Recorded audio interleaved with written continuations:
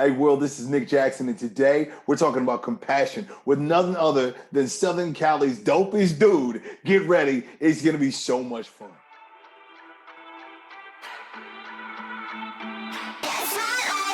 Hello, world, this is Nick Jackson, and I'm here with one of the dopest dudes in Southern California. I'm Uh, so excited. Please introduce yourself. Who are you, sir?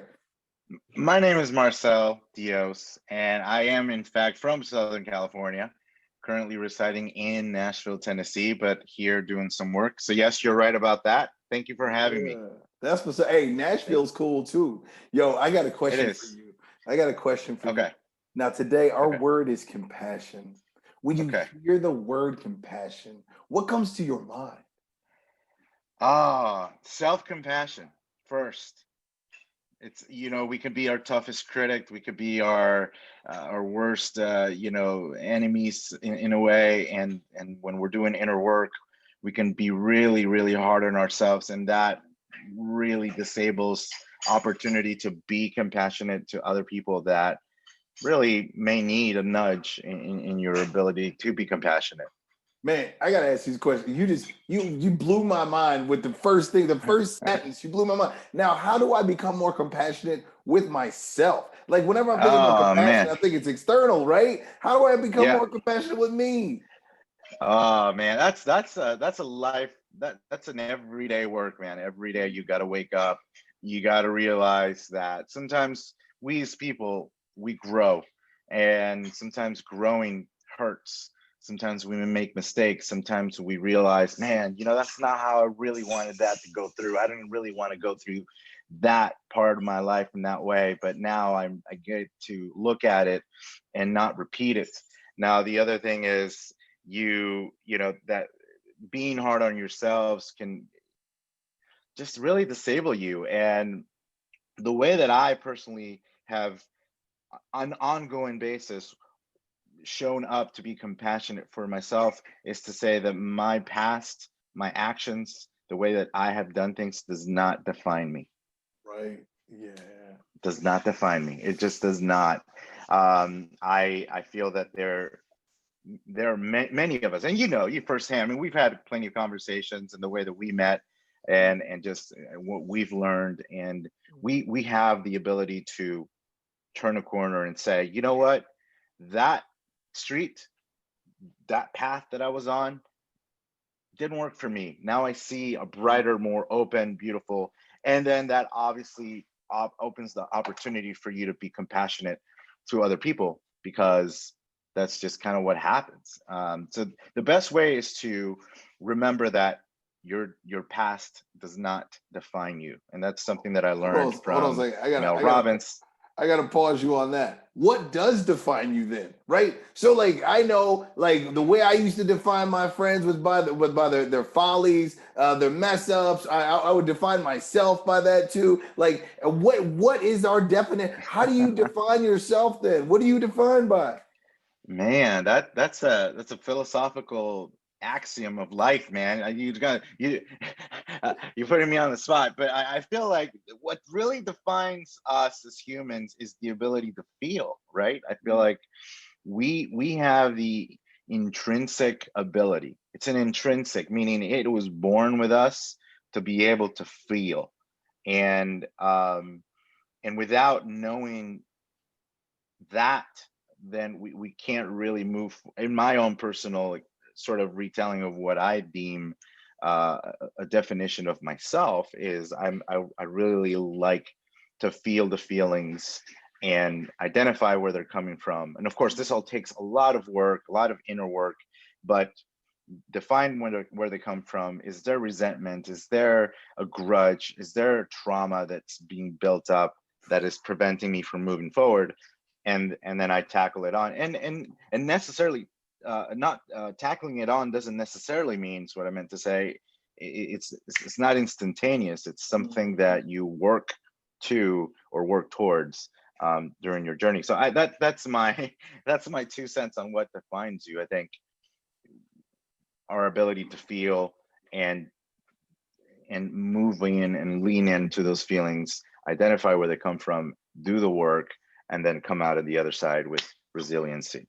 Yeah, the Yeah. feel, do the work, be resilient. That's what define. I got to tell you. So I'm the grandson of civil rights movement individuals, right? And Love it. I remember when I was a little guy and I was dealing with something. I'm going to ask you a question from this. Be ready now. Yeah. I remember when I was a Yeah. Yeah. little guy and I was frustrated at the ability of my grandfather and my uncle to be compassionate and kind to people who weren't so kind to them. Now, mind you, I'm the speak love guy now, right? But I mean, like in Yeah. the moment, I was sitting there like, how are you nice to them when they're disrespectful to you? Like what Mhm. is that, right? How does that even happen? Ooh. And maybe it happened because they knew who they were and they operated out of that thing that you were just talking about. Man, I love it. So my question to you is, how do you show kindness and love to folks that are different from you, that aren't nice to you, that don't like you? How do you show them love, and why? How? Well, let's the why. I mean, you get to a point in your journey, and mind you, I've been doing a lot of inner work where you just kind of you begin to see that other people share similar flaws, that we're all the same, we're all capable of doing this. And so the why I choose to show love to people that are different than me is because I don't know what they're going through. However, pain, trauma, all of this is singular. It's a singularity. It's not defined or bond by time and space. It's really defined by a very particular moment, that somebody might be going through a difficult time. But guess what? My difficulty could be a very mirror experience from someone else's difficulty, and that trauma that lives inside of you, it's trauma. At the end of the day, it's just as simple. We'll call it a number two or number one. It's very, everybody carries that trauma. Everybody can carry these emotions. So when somebody, let's say, somebody cuts me off, or somebody says something really mean, and again, you're able to see this, but immediately your body goes into autopilot, and you're like, yeah, that really bothered me, but I don't know what they're going through. And then Right. that's when the maturity kicks in, and you're like, whoa, wait a second. Where did that come from? Like, I said that. I'm like, oh, maturity is kicking in, and maturity takes time, to see things like that. Right. And so that's the how and the why, I guess, all in one punch.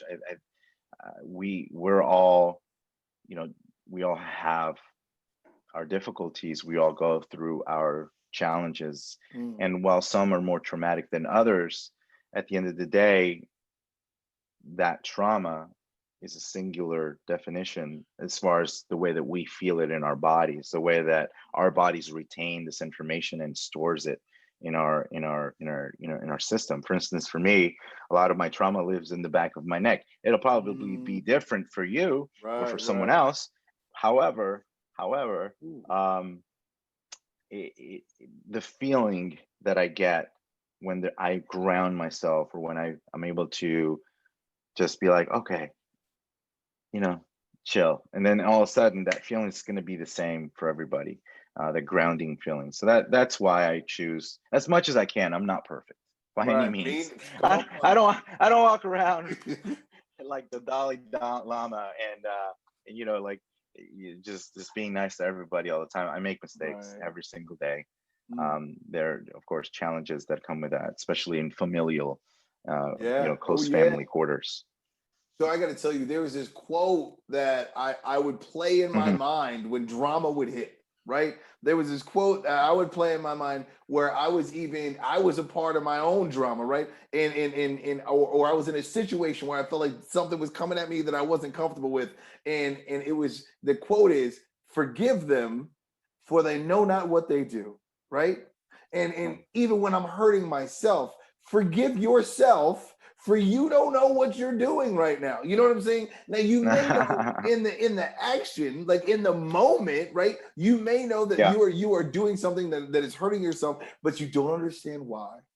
And like the one thing I love about you so much, and one reason why I wanted you to be on this week is like you are a man of compassion, but like you've also received enough drama or enough tea to not be, right? You Hmm. literally, with the words that you say and the way that you behave, choose compassion every day.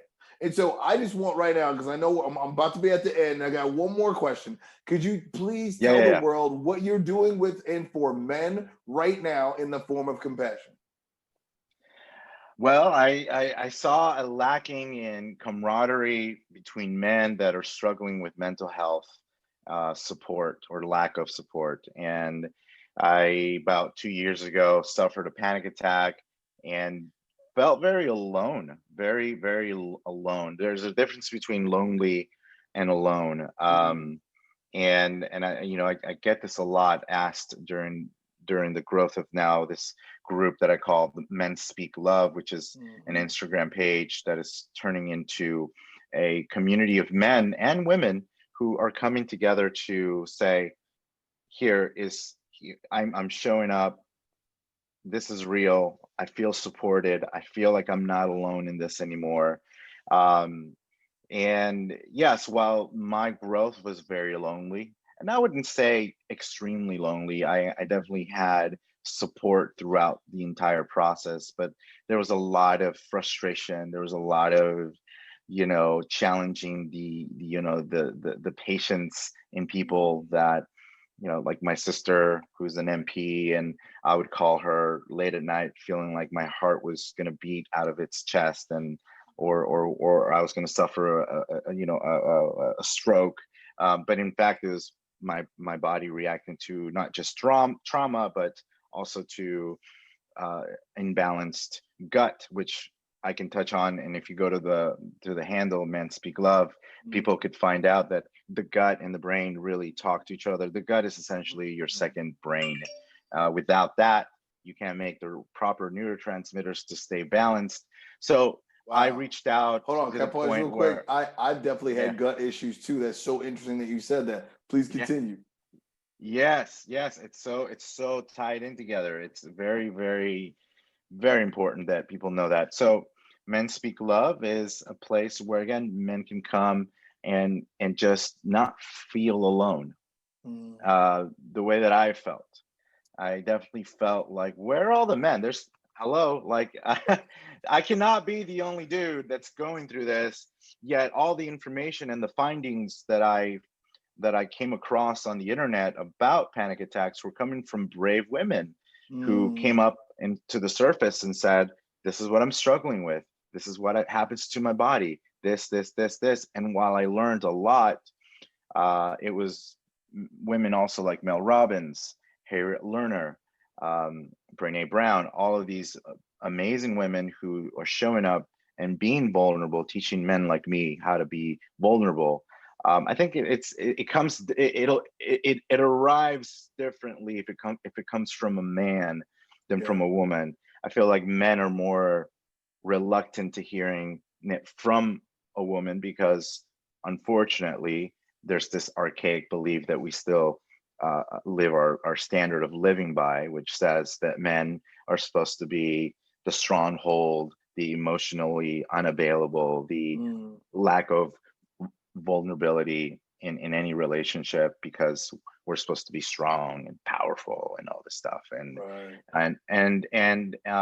so hearing it from another man coming out and being vulnerable, like believe me, I've been attacked on there. I've been called Mm, names for sure from men that just like, nope, and you're this and you're right. that, and I'm just like, Right. it just comes off and falls off my skin. But Men Mm, Speak Love is becoming a beautiful journey. We're about to launch a podcast November 20th, though.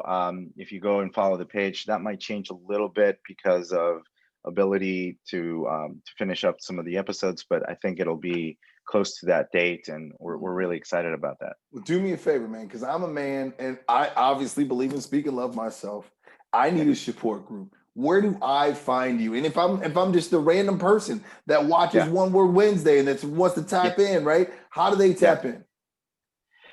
Easy. Just go to if you have Instagram, go to @Men Speak Love, just all together, @Men Speak Love. And if you want to shoot me a line on email, you can hit me up at hi@menspeakup.org. And Is it I Men Speak always Up or respond to menspeaklove.org? Speak Up. menspeakup.org. Okay. I wonder, .org. yeah. Right. Yeah. Yeah. And those are the best ways. We have a Facebook group as well, which is just @Men Speak Love. So facebook.com/Men Speak Love.